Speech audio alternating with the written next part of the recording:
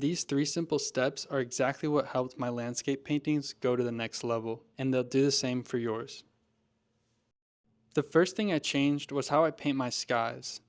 I used to slap down a single flat color and use thick paint for the sun.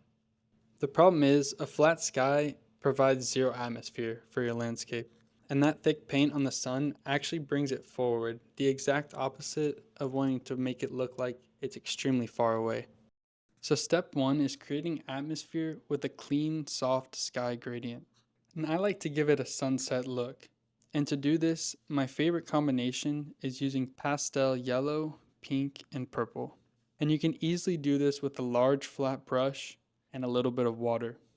And I like to blend my gradient from the lightest color at the top all the way down to the darkest at the horizon. And doing a gradient with acrylic takes a little bit of practice, but mastering this will instantly level up your landscape paintings.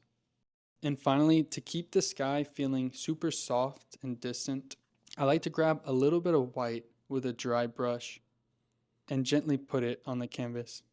And then I'll even go over it with a dry, soft brush to really soften it up further. The second change is how I painted my midground.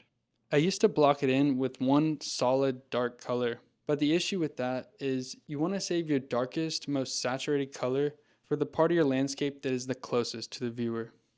So instead of one color, I like to use 3 colors in my midground. And to keep things cohesive to the sky, I like to mix it slightly darker than the purple in the sky. And then I like to paint them in 3 layers. So the lightest purple farthest away to the darkest layer closest to us. And I also like to keep in mind that rule of keeping the background soft.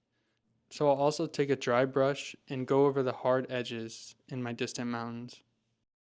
The third and final change is how I handle the foreground.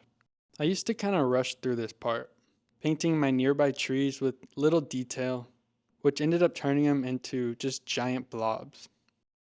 But now I take my time, and this is the moment where I like to use my darkest colors like pure black.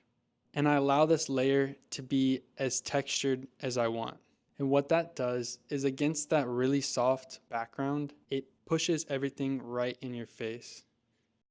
And then taking this a step further, I like to switch to smaller brushes now. And I can really get in there and add those finer details that further makes the trees look like they're right in front of you.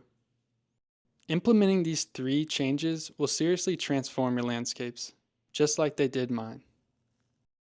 If this video helps you out, don't forget to like, subscribe, and comment down below what you think. Peaceful painting, everyone, and I'll see you next time.